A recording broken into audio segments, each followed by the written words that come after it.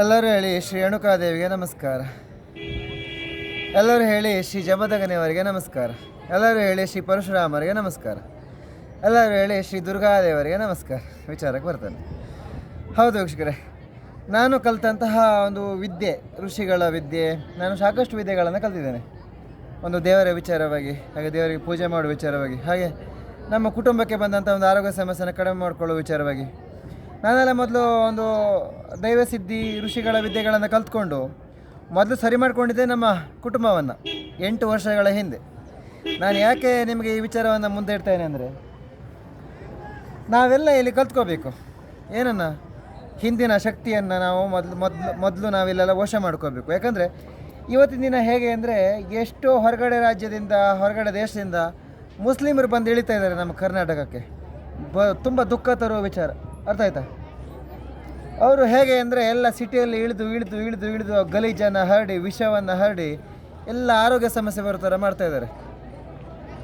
ನಾನು ಗ್ರಹಿಸಿದ್ದೇನೆ. ಎಷ್ಟೋ ಜನ ನಿಜಾಮುದ್ದೀನಿಂದ ಬರ್ತಾರೆ, ಎಷ್ಟೋ ದಿನ ಬಿಹಾರಿಂದ ಬರ್ತಾರೆ ಮುಸ್ಲಿಮರು.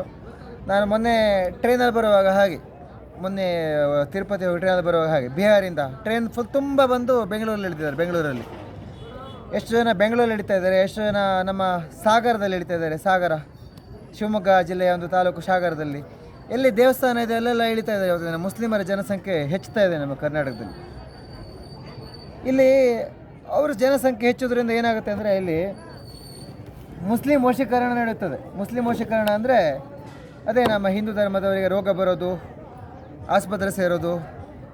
ಹಾಗೆ ಒಂದು ಸಲ ಆಗಿತ್ತಲ್ಲ 2019ರಲ್ಲಿ ಕೊರೋನಾ ರೋಗ ಬಂದು ಎಷ್ಟು ಜನ ಸತ್ತೋಗಿದ್ರು, ನೀವೆಲ್ಲ ನೋಡಿರುವಂಥದ್ದೇ ಅಲ್ವಾ.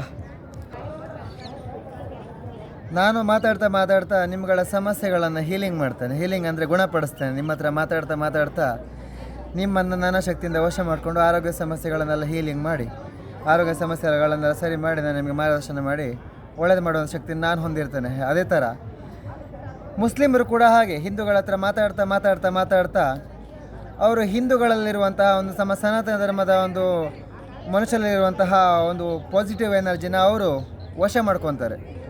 ಅವರ ನೆಗೆಟಿವ್ನ ಅವರು ಕಳಿಸ್ತಾರೆ. ಯಾಕಂದರೆ ಮಾತಲ್ಲಿ ನೆಗೆಟಿವ್ ಬರ್ತದೆ, ಎಷ್ಟೋ ನೆಗೆಟಿವ್ಗಳು, ಅರ್ಥ ಆಯ್ತಾ? ಆಗ ಏನಾಗ್ತದೆ ಅಂದರೆ, ಆರೋಗ್ಯ ಕೆಡೋದು, ಇನ್ನೂ ಹೆಚ್ಚಿನ ರೀತಿಯ ಸಮಸ್ಯೆಗಳು ಬರ್ತದೆ. ಅದಕ್ಕೆ ನಾನು ಹೇಳೋದೇನೆಂದರೆ, ಆದಷ್ಟು ನಾವು ಜಾಗೃತರಾಗಿರಬೇಕು. ಅದರ ಜೊತೆ ಆದಷ್ಟು ಪ್ರತಿನಿತ್ಯ ದೇವರ ದರ್ಶನಗಳನ್ನು ಮಾಡಬೇಕು. ಹಾಗೆ ನಮ್ಮ ಭೇಟಿ ಆಗ್ತೀರಾ ಅಂದರೆ ನಮಗೆ ವಾಟ್ಸಪ್ ಮಾಡ್ಕೊಳ್ಳಿ. ಹಾಗೆ ನಾನು ಪ್ರತಿ ಹುಣ್ಣಿಮೆಗೆ ನಾನು ಇಲ್ಲಿ ಜಮದಗ್ನಿಯವರ ಸೇವೆ ಮಾಡೋಕ್ಕೆ ಬರ್ತೇನೆ. ಬಂದರೆ 5 ದಿನ ಇರ್ತೇನೆ ಇಲ್ಲಿ ಸವದತ್ತಿಯಲ್ಲಿ.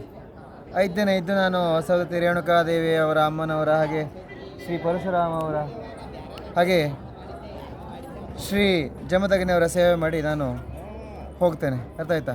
ಅದರೊಳಗೆ ನೀವು ಬಂದರೆ ನನಗೆ ವಾಟ್ಸಪ್ ಮಾಡಿಕೊಂಡ್ರೆ ಖಂಡಿತ ನಾನು ನಿಮಗೆ ಆಶೀರ್ವಾದ ಮಾಡ್ತೇನೆ. ಹಾಗೆ ನನ್ನ ಕೈಲಿ ಆದಷ್ಟು ಮಾರ್ಗದರ್ಶನ ನಾನು ಮಾಡ್ತೇನೆ. ಹಾಗೆ ವೀಡಿಯೋ ಮಾಡೋಕ್ಕೆ ಅಂದರೆ ವೀಡಿಯೋ ಮುಖಾಂತರ ಕೂಡ ನಾನು ಮಾರ್ಗದರ್ಶನ ನಾನು ನಿಮಗೆ ಮಾಡ್ತೇನೆ, ಸರಿನಾ? ಹಾಗೆ ನಾನು ಕಲಿತಂಥ ವಿದ್ಯೆಗಳನ್ನೆಲ್ಲ ನಾನು ನಿಮಗೆ ಕಲಿಸ್ತೇನೆ ಮುಂದಿನ ದಿನದಲ್ಲಿ, ಖಂಡಿತವಾಗಲು. ಎಲ್ಲರೂ ಹೇಳಿ ಶ್ರೀ ಜಮದಗ್ನಿಯವರಿಗೆ ನಮಸ್ಕಾರ. ಎಲ್ಲರೂ ಹೇಳಿ ಶ್ರೀ ಪರಶುರಾಮರಿಗೆ ನಮಸ್ಕಾರ. ಎಲ್ಲರೂ ಹೇಳಿ ಶ್ರೀ ರೇಣುಕಾದೇವಿಗೆ ನಮಸ್ಕಾರ. ಹಾಗೆ ಇನ್ನೂ ಹೆಚ್ಚಿನ ರೀತಿಯ ನಿಮಗೆ ಪ್ರಶ್ನೆಗಳಿದ್ದರೆ ಖಂಡಿತ ಅದನ್ನು ನೀವು ನಮಗೆ ಹೇಳ್ಬೋದು, ಕಮೆಂಟಲ್ಲೂ ಕೂಡ ಹೇಳ್ಬೋದು, ಆಯಿತಾ? ಹಾಗೆ ವ್ಯಾಪಾರ ಆಗಿಲ್ಲ ಅಂದರೆ ಹಣ ವಶೀಕರಣ ಆಗೋ ಥರ ಮಾಡಿಕೊಡ್ತೇನೆ ನಮ್ಮ ಶಕ್ತಿಯಿಂದ. ನೀವು ಒಂದು ಸಲ ನಮ್ಮ ಕೈಯನ್ನು ತಲೆ ಮೇಲೆ ಇಡ್ಸ್ಕೊಂಡ್ಬಿಟ್ರೆ ನಿಜವಾಗ್ಲೂ ತುಂಬ ಚೆನ್ನಾಗಾಗ್ತಾರೆ ವೀಕ್ಷಕರೇ. ತುಂಬ ಚೆನ್ನಾಗಿದ್ದಾರೆ ತುಂಬ ಜನ, ಅದಾಯ್ತಾ? ಇನ್ನು ಹೆಚ್ಚಿನ ರೀತಿಯ ವಿದ್ಯೆಗಳು, ತಪಸ್ಸು ಆಚರಣೆ ಮಾಡೋದು ಹೇಗೆ, ಹಾಗೆ ಕೆಲವರು ಅಂದ್ಕೋಬೋದು ನಮ್ಮದು ಋಷಿಗಳ ವಂಶ ಆಗಿರೋದ್ರಿಂದ ನಾವು ಯಾರನ್ನೂ ಸನ್ಯಾಸಿಗಳನ್ನು ಮಾಡೋದಿಲ್ಲ. ಆದರೆ ಕೆಲವರು ಅಂದ್ಕೋಬೋದು, ಅವ್ರ ಹತ್ರ ಹೋದರೆ ಸನ್ಯಾಸಿ ಮಾಡಿಬಿಡ್ತಾರೆ ಕೆಲವರು ಹೇಳ್ತಾರೆ. ಆದರೆ ಹಾಗಲ್ಲ, ಏನಿರೋದಿಲ್ಲ.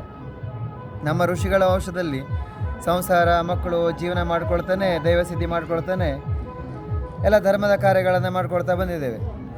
ಜಮದಗ್ನಿ ಋಷಿಗಳಾಗಿರ್ಬೋದು, ಶ್ರೀ ಪರಶುರಾಮ ಅವರೇ ಆಗಿರ್ಬೋದು, ಹಾಗೆ ಇನ್ನೂ ಹೆಚ್ಚಿನ ರೀತಿಯ ಸಂಖ್ಯೆಯ ಋಷಿಗಳ ಒಂದು ವಂಶನೇ ಇತ್ತು. ಹಿಂದಿನಗಳಲ್ಲಿ ನೀವು ಕೇಳ್ಪಟ್ಟಿದ್ದೀರಿ. ಇವತ್ತಿನ ದಿನ ಕೂಡ ಋಷಿಗಳ ವಂಶ ಇದೆ. ಕೆಲವು ಕಡೆ ಬೆಳ್ಕೊಂಡು ಬರ್ತಾ ಇದೆ. ಅದು ನಿಮಗೆ ಕಣ್ಣಿಗೆ ಕಾಣಲ್ಲ. ಯಾಕಂದರೆ ಅವರು ಕೆಲವರು ಕೂದಲೆಲ್ಲ ಬಿಡಲ್ಲ, ಋಷಿಗಳ ಪದ್ಧತಿಯಲ್ಲೇ ಜೀವನ ಮಾಡ್ತಾ ಇದ್ದಾರೆ ಇವತ್ತಿಗೂ ಕೂಡ. ಅರ್ಥ ಆಯ್ತಾ? ಹೊರಗಡೆ ರಾಜ್ಯಗಳಲ್ಲಿ ಹಾಗೆ ನಮ್ಮ ರಾಜ್ಯಗಳಲ್ಲೂ ಕೆಲವರು ಇರ್ಬೋದು, ಆದರೆ ಅವರು ಕಾಣಿಸ್ಕೊಳ್ಳಲ್ಲ. ನಮಗೆ ಕೂದಲೆಲ್ಲ ತೆಗೆದಿರ್ತಾರಲ್ಲ, ಈಗ ನಾನು ಕೂದಲೆಲ್ಲ ತೆಗೆದ್ರೆ ನಮ್ಮದು ಋಷಿಗಳ ವಂಶನೋ ಅಥವಾ ಬ್ರಾಹ್ಮಣರ ವಂಶನೋ ಅಂತ ತುಂಬ ತಲೆ ಕೆರ್ಕೋಬೇಕಾಗುತ್ತೆ. ಋಷಿಗಳ ವಂಶನೋ ಅಥವಾ ಬ್ರಾಹ್ಮಣರ ವಂಶನೋ ಅಂತ. ಅರ್ಥ ಆಯ್ತಾ? ಅದಕ್ಕೋಸ್ಕರ ನೀವು ಕೂದಲು ಬಿಡಬೇಕು, ದಾಡಿ ಬಿಡಬೇಕು ಅಂತ ಏನಿಲ್ಲ ಋಷಿಗಳ ಪದ್ಧತಿ ಪಾಲನೆ ಮಾಡಲಿಕ್ಕೆ, ಹಾಗೆ ಋಷಿಗಳ ಪದ್ಧತಿಯಲ್ಲಿ ಜೀವನ ಮಾಡಲಿಕ್ಕೆ, ಹಾಗೆ ಋಷಿಗಳ ಪದ್ಧತಿಯಲ್ಲಿ ಆರೋಗ್ಯ ಸಮಸ್ಯೆಯನ್ನು ನಿವಾರಣೆ ಮಾಡಿಕೊಳ್ಳಿಕ್ಕೆ. ಅರ್ಥ ಆಯ್ತಾ? ನೀವು ದಾಡಿ ಕೂದಲನ್ನು ತೆಕ್ಕೊಂಡು ಕೂಡ ನೀವು ಋಷಿಗಳ ಪದ್ಧತಿಯಲ್ಲಿ ಜೀವನ ಮಾಡ್ಬೋದು, ಋಷಿಗಳ ಎಲ್ಲ ವಿದ್ಯೆಗಳನ್ನು ಕಲಿಬೋದು. ನಾನು ನಿಮಗೆ ಕಲಿಸ್ಕೊಡ್ತಾ ಹೋಗ್ತೇನೆ, ಮಾರ್ಗದರ್ಶನ ಮಾಡ್ತೇನೆ. ಕೆಲವು ವೀಡಿಯೋಗಳನ್ನು ನಾನು ಮಾಡಾಕ್ತೇನೆ. ಎಷ್ಟೋ ಯೂಟ್ಯೂಬಲ್ಲಿ ವೀಡಿಯೋ ಮಾಡಾಕಿದ್ದೇನೆ, ಎಷ್ಟೋ ಫೇಸ್ಬುಕ್ಕಲ್ಲಿ ವೀಡಿಯೋಗಳನ್ನು ಮಾಡಾಕಿದ್ದೇನೆ, ನೀವೆಲ್ಲ ನೋಡ್ತಾ ಇದ್ದೀರಿ. ಅದರಲ್ಲಿ ತಿಳ್ಕೊಳ್ಳೋದು ತುಂಬ ಇದೆ, ಗ್ರಹಿಸಬೇಕು, ತಿಳ್ಕೋಬೇಕು. ಹಾಗೆ ಆದಷ್ಟು ದೇವರ ದರ್ಶನಗಳನ್ನು ಮಾಡ್ಕೋಬೇಕು ಪ್ರತಿದಿನ ಬೆಳಗ್ಗೆ. ಇನ್ನು ಹೆಚ್ಚಿನ ವಿಚಾರವನ್ನು ತಿಳ್ಕೊಳ್ಬೇಕು ಅಂದರೆ ನಮಗೆ ವಾಟ್ಸಪ್ ಮಾಡಿ. ಹಾಗೆ ಪ್ರತಿ ಹುಣ್ಣಿಮೆಗೆ ನಾನು ಸೌದತ್ತಿ ಇರ್ತೇನೆ. ಒಂದು ವೇಳೆ ತಪ್ಪಿದ್ರೆ ನಾನು ಎಲ್ಲಿದ್ದೇನೆ ಅಂತ ನಾನು ನಿಮಗೆ ಹೇಳ್ತೇನೆ, ಆಯಿತಾ? ಹೆಚ್ಚಿನ ರೀತಿಯ ಮಾರ್ಗದರ್ಶನ, ಹಾಗೆ ಒಂದು ಋಷಿಯ ದೀಕ್ಷೆ, ಹೆಚ್ಚಿನ ರೀತಿಯ ಎಲ್ಲ ದೇವರ ವಿಚಾರಗಳನ್ನು ತಿಳಿಸ್ಕೊಡ್ತೇನೆ ಅಂತ ಹೇಳ್ತಾ ನಾನು ವಿಡಿಯೋನ ಮುಗಿಸ್ತೇನೆ. ಯಾರಿಗೆ ಅವಶ್ಯಕತೆ ಇದೆ ಅಂಥವ್ರು ನಮಗೆ ಖಂಡಿತ ಭೇಟಿಯಾಗ್ಬೋದು. ಹಾಗೆ ಆರೋಗ್ಯ ಸಮಸ್ಯೆ ಇದ್ದರೂ ಕೂಡ ನಮ್ಮ ಭೇಟಿಯಾಗಿ ಆಶೀರ್ವಾದ ತೊಗೊಂಡು ಆರೋಗ್ಯ ಸಮಸ್ಯೆನ ಕಡಿಮೆ ಮಾಡ್ಕೊಂಡು ಹೋಗ್ಬೋದು. ಹಾಗೆ ಏನೇ ಸಮಸ್ಯೆ ಇದ್ರೂ ನಾನು ಪರಿಹಾರ ಮಾಡಿಕೊಡ್ತೇನೆ, ಕೊಟ್ಟಿದ್ದೇನೆ. 8 ವರ್ಷದಿಂದ ನಮ್ಮ ಧರ್ಮದ ಕೆಲಸ ನಡೀತಾನೆ ಇದೆ ಅಂತ ಹೇಳ್ತಾ ನಾನು ವಿಡಿಯೋನ ಮುಗಿಸ್ತೇನೆ. ಶ್ರೀ ಜಮದಗ್ನಿಯವರಿಗೆ ನಮಸ್ಕಾರ, ಶ್ರೀ ರೇಣುಕಾದೇವಿಗೆ ನಮಸ್ಕಾರ, ಶ್ರೀ ಪರಶುರಾಮರಿಗೆ ನಮಸ್ಕಾರ, ಶ್ರೀ ದುರ್ಗಾದೇವರಿಗೆ ನಮಸ್ಕಾರ. ನಮಸ್ತೆ.